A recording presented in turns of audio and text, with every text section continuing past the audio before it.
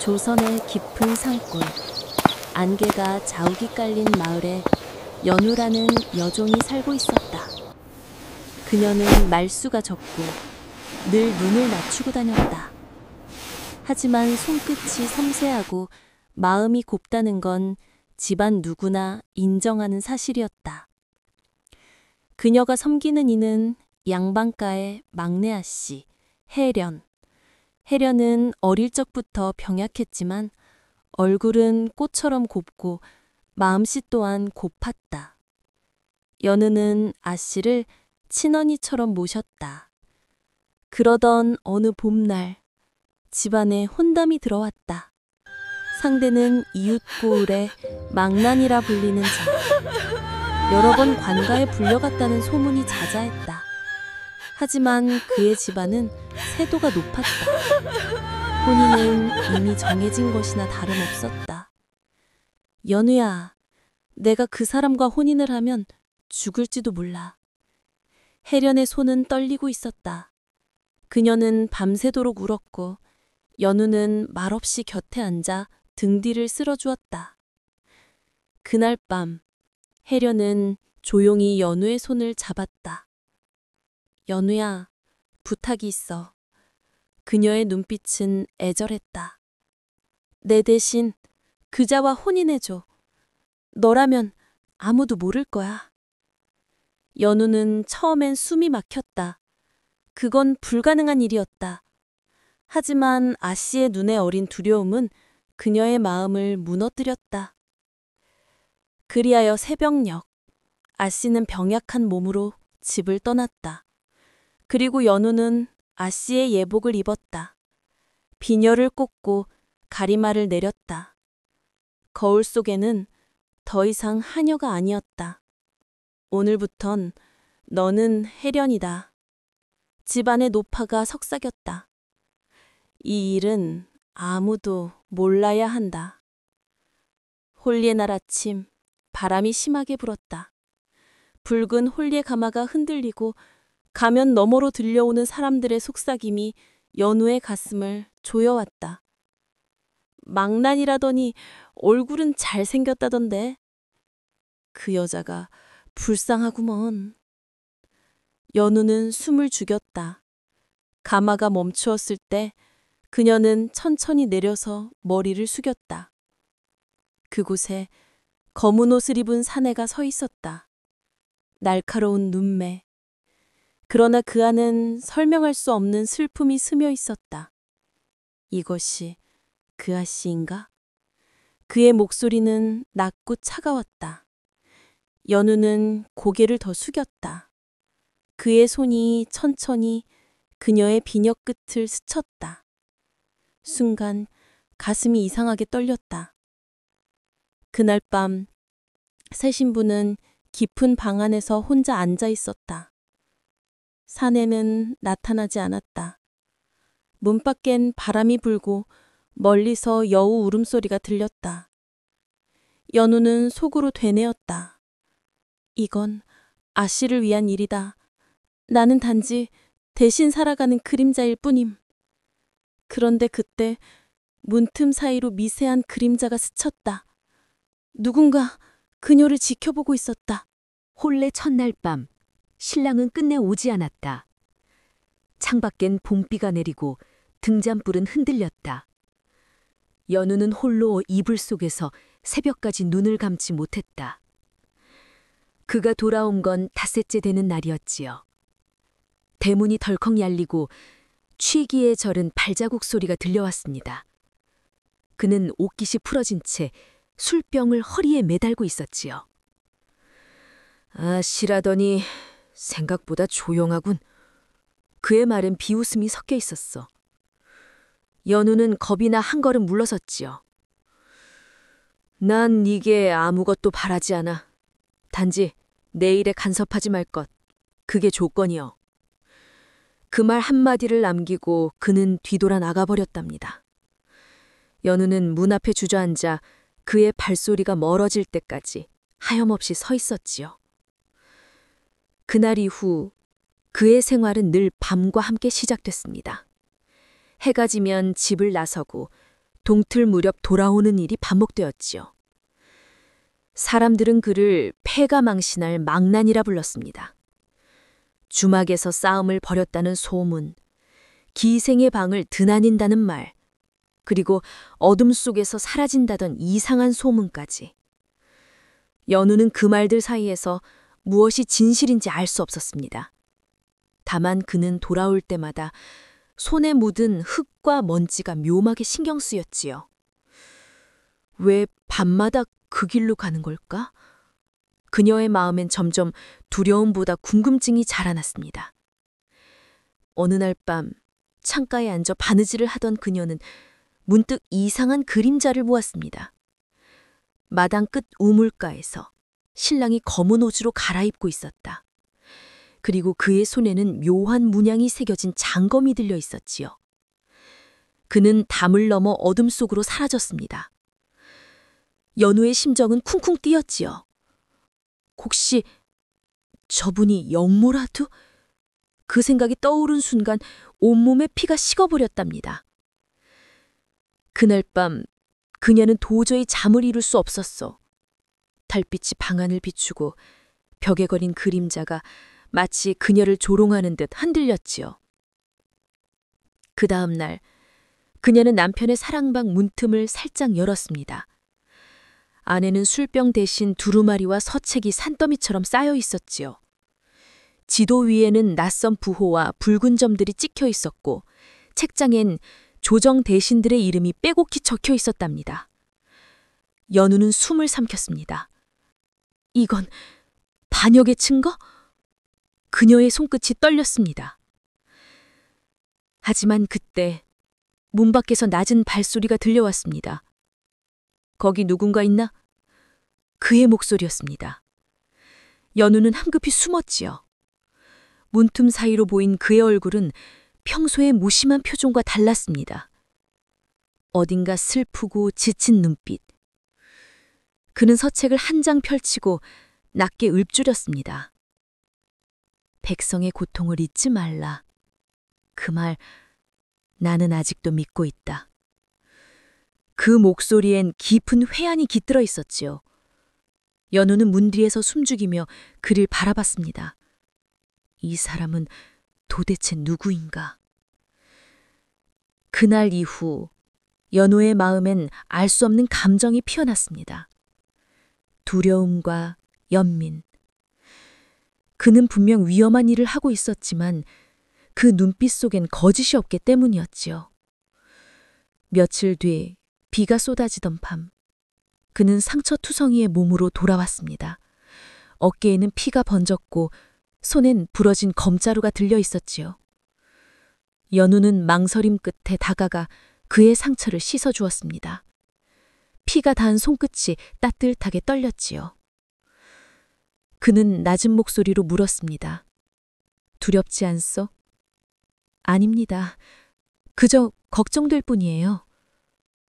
그 순간 그의 눈이 희미하게 흔들렸습니다. 네가 누구든 상관없다. 이 집에 있는 동안이라도 나를 믿어주어. 그 말 한마디는 그녀의 가슴에 깊이 새겨졌습니다. 하지만 세상은 그들의 비밀을 오래 두지 않았지요. 얼마 지나지 않아 고을의 새로 부임한 사또가 망나니의 음모를 들춰내겠다고 나섰습니다. 그는 탐욕스럽고 잔인한 인물이었지요. 연우는 예감했습니다. 이 평온한 밤은 오래가지 않을 것이라는 것을. 그리고 바로 그날 밤, 창밖에서 또다시 그 검은 그림자가 스쳤습니다. 그는 등을 돌린 채 짧게 속삭였지요.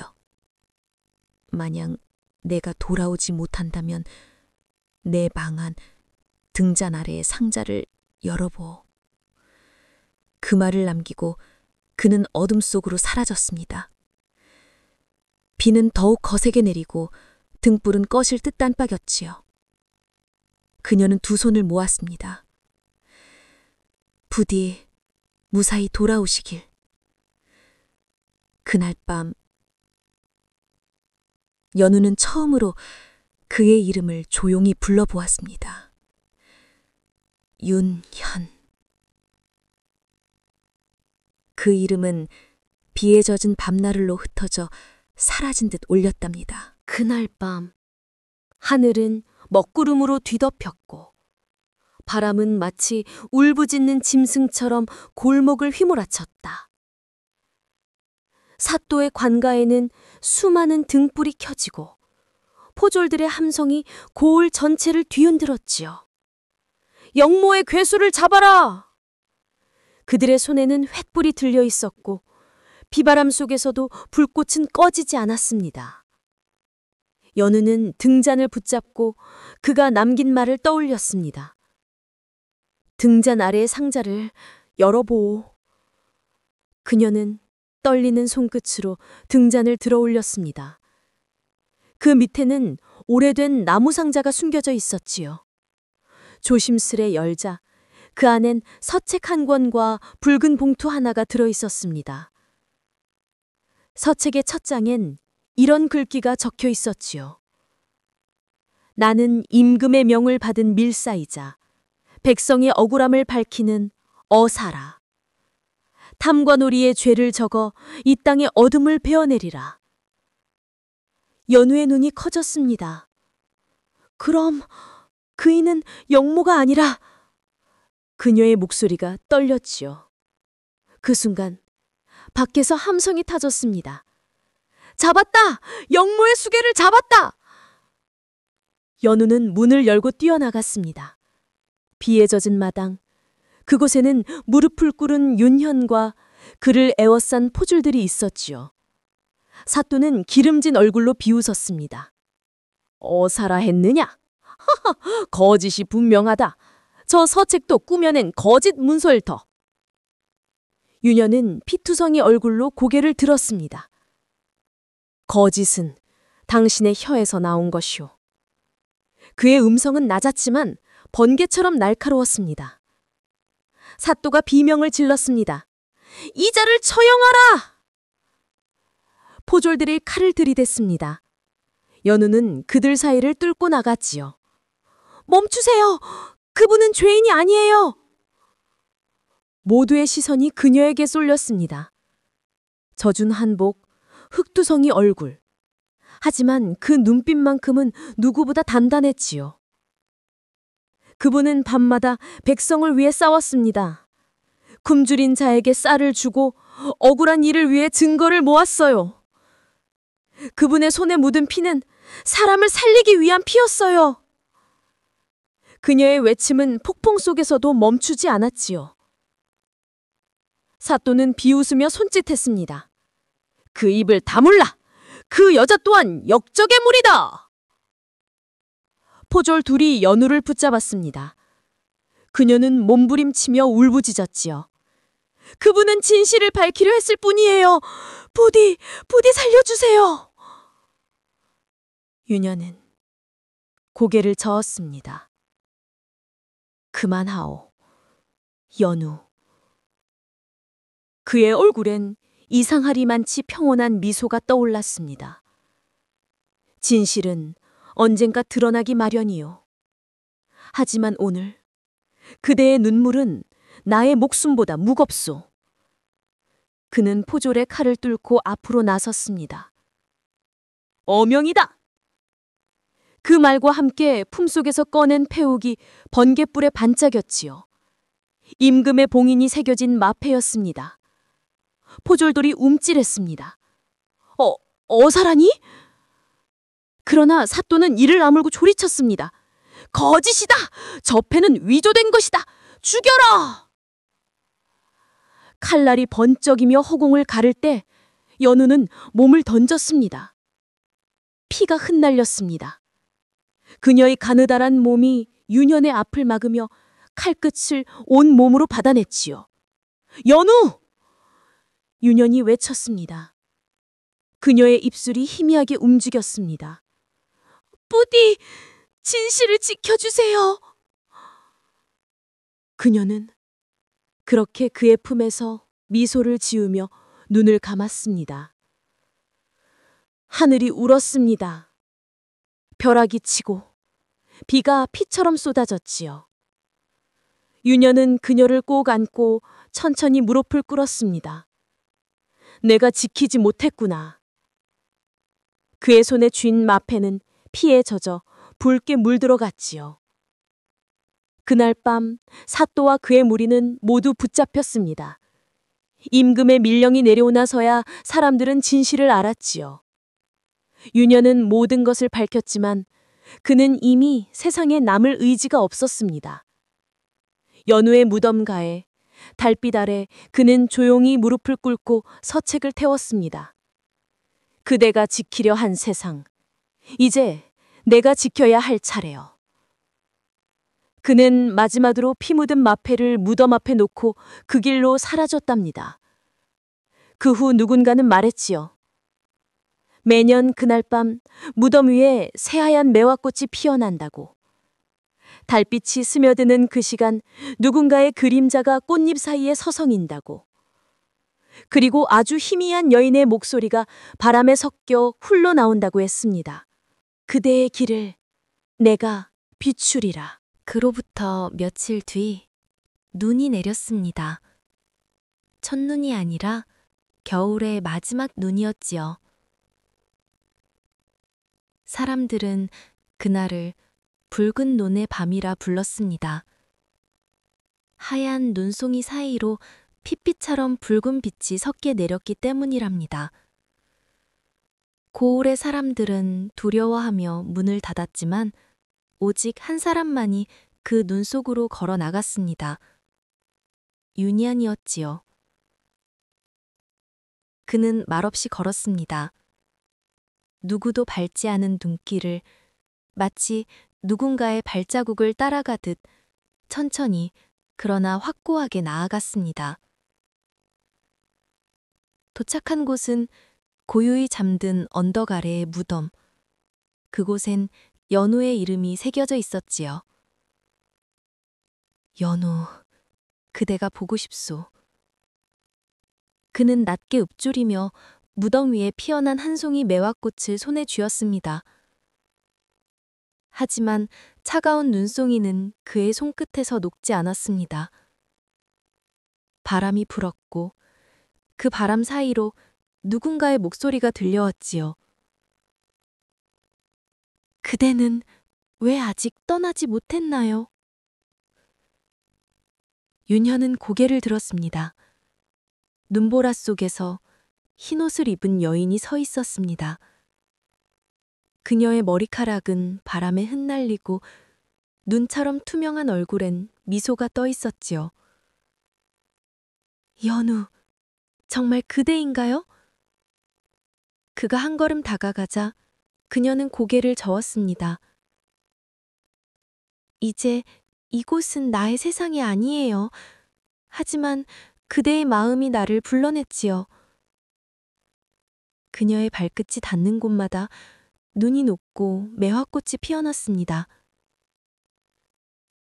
나는 더 이상 이 땅의 여인이 아니지만 그대의 고통이 남은 한 나는 떠날 수 없어요. 윤현의 눈가에 눈물이 고였습니다. 그대가 없는 세상은 너무 길고 너무 차가웠소. 연우는 미소 지었습니다. 그럼 이제 그 길을 나와 함께 걸어요. 그 순간 하늘에서 눈송이들이 빛으로 변하기 시작했습니다. 하얀 노는 금빛으로, 바람은 음악처럼 고요히 흔들렸지요. 윤현은 손을 내밀었지만 그의 손은 그녀의 몸을 스치지 못했습니다. 오직 바람만이 그의 손끝을 지나갔지요.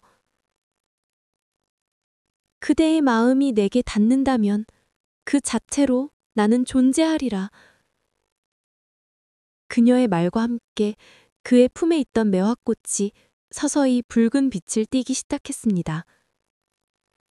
핏빛도 아니고 햇살도 아닌 그저 그리움이 물든 빛이었지요. 연우! 그가 속삭이자 그녀의 모습은 점점 희미해졌습니다. 그대가 나를 잊지 않으면 나는 언제든 이 눈 속에서 피어나리라. 그녀의 마지막 말이 사라지자 눈보라가 멎고 세상은 고요에 잠겼습니다. 윤녀는 그녀가 서 있던 자리에 조용히 무릎을 꿇었습니다. 그의 앞에는 붉은 매화꽃 한 송이만이 남아 있었지요. 그는 그것을 품에 넣으며 속삭였습니다. 그대의 향기로 세상을 다시 피워내리라. 그날 이후 그는 사라졌습니다. 어디로 갔는지 아무도 알지 못했지요. 다만 매년 그날 밤이 되면 그 언덕에 매화꽃이 피고 달빛이 고요히 내려앉는다고 합니다. 그리고 그 향기 사이로 한 남자의 그림자가 서성인다 했지요. 그는 언제나 한 손에 꽃을 쥐고 다른 한 손으로 허공을 쓰다듬으며 무언가를 속삭였답니다. 연우, 봄이 오면 다시 만나리라.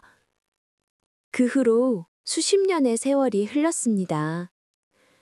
유년이 사라진 언덕 아래에는 언제부턴가 한 그루의 매화나무가 자라났죠. 처음엔 누가 심었는지 알 수 없었지만 해마다 늦겨울이 되면 그 나무는 세상에서 가장 먼저 꽃을 피웠습니다. 눈이 아직 녹지 않았는데도 하얀 가지 끝에 붉은 빛이 스며들었죠. 사람들은 그걸 보고 연우의 매화라 불렀습니다. 그 향기는 마을 끝까지 퍼졌고 그 향기를 맡은 이들은 이유도 모른 채 눈시울이 붉어졌답니다. 어느 해 봄, 고을의 한 노승이 나무 아래 앉아 읍종을 씁니다. 인연이란 끈은 생이 다해도 이어지는 법이네. 다만 그 모습이 바뀔 뿐이지. 그 말처럼 연우와 윤연의 이야기는 사람들의 입을 통해 전설이 되었습니다. 밤마다 산길을 오르던 나그네들은 말했죠. 달이 언덕 위에 오르면 붉은 매화꽃 사이로 두 개의 그림자가 마주 서 있다고요. 그들은 서로를 바라보며 말없이 웃었다 합니다. 그대는 왜 아직 떠나지 않았나요? 그대가 나를 기억하니까요.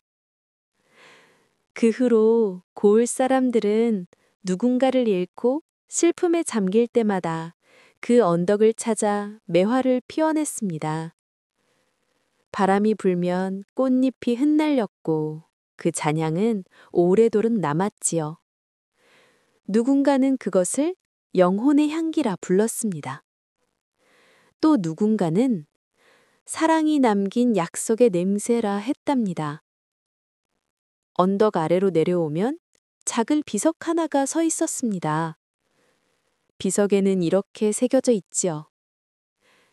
그대의 마음이 나를 불러냈고 나의 향기가 그대를 지켜보리라.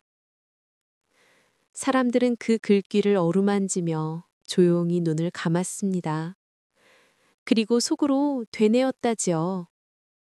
사랑이란 붙잡는 것이 아니라 기억하는 것이다. 그날 밤 달빛이 언덕을 비추자 매화꽃들이 하나둘 피어났습니다. 그 향기 속에서 누군가의 웃음소리가 들렸지요. 부드럽고 따뜻하고 눈처럼 사라지는 웃음이었습니다. 그 웃음은 바람을 타고 흩어졌고 하늘엔 별빛이 반짝였습니다. 그렇게 연우와 윤연의 이야기는 끝났습니다. 하지만 그들의 마음은 지금도 매화 향기 속에 살아있습니다. 누군가를 진심으로 사랑한다면 그 사랑은 결코 사라지지 않는다는 것을 그들은 몸으로 증명해 보였지요.